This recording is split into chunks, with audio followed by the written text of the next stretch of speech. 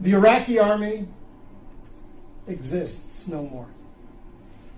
The Syrian army is down to at least 50% of its size of 2 years ago.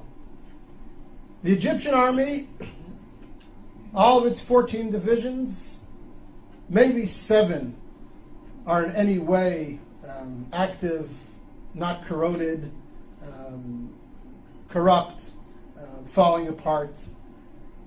The Arab military threat to Israel has evaporated.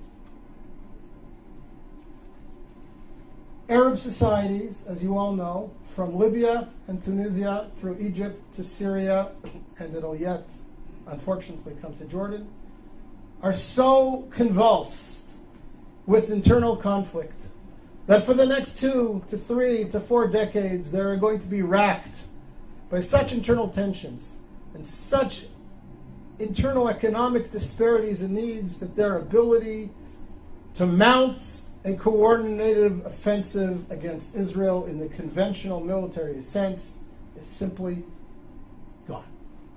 It's gone. It's gone. So before we start discussing all the threats and the emerging threats and the dangers that are posed to Israel from the crumbling of the old Arab architecture around Israel, first let's recognize that the conventional military threat against Israel has greatly disappeared. And that is a net gain for Israel. It has tremendous long-term significance.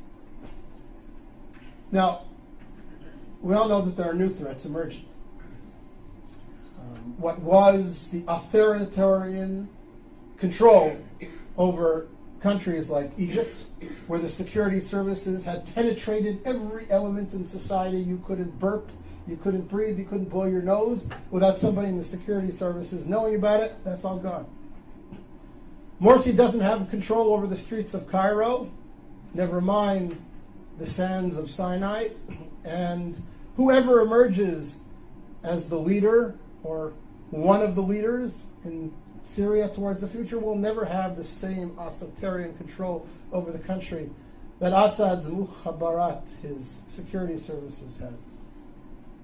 So that creates potential for great conflict. We all know about the threat of weapon stocks, missiles spreading all over, new weapon systems coming into the region, whether it be from Iran or from Russia. All these pose security threats to Israel that Israel will have to deal with in the coming years and perhaps decades.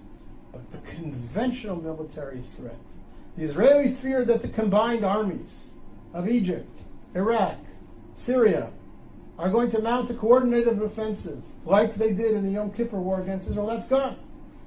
That's gone. Thank God. It's gone.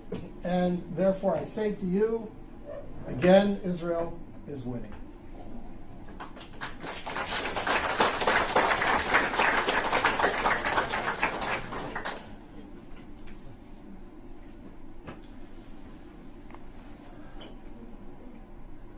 Point number 9, in grand historical terms, of course Israel is winning.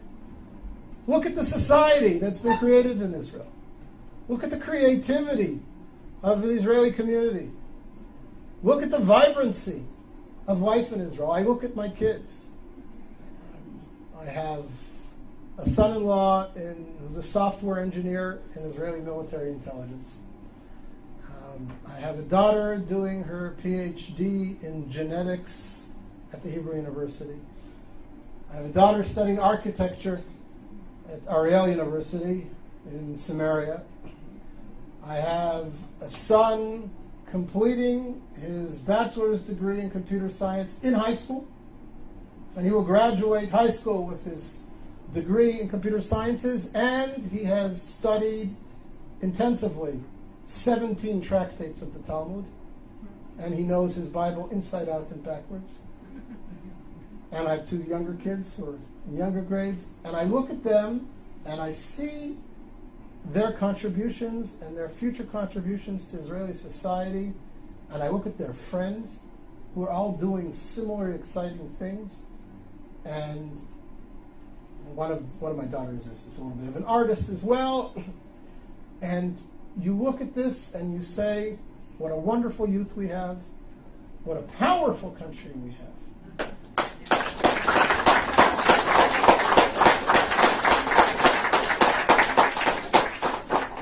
And I don't say this to gloat or to be racist, but it's important for us in terms of perspective to ask, what creative contributions has the Islamic Arab world around us made to the world over the last 100 years?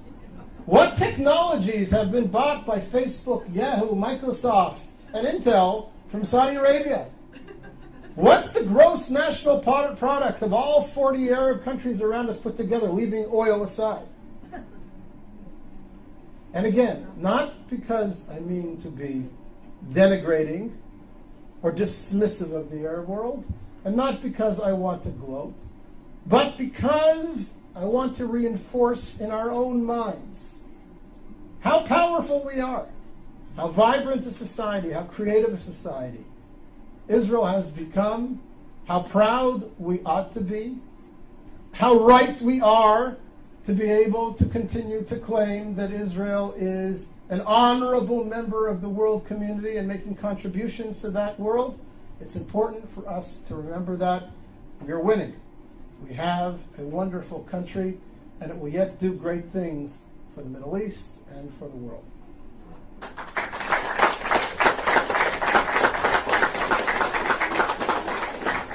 And I forgot, we now have gas.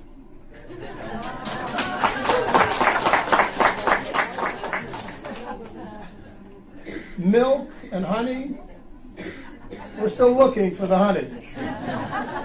And oil, I don't think we're going to ever find, although there is shale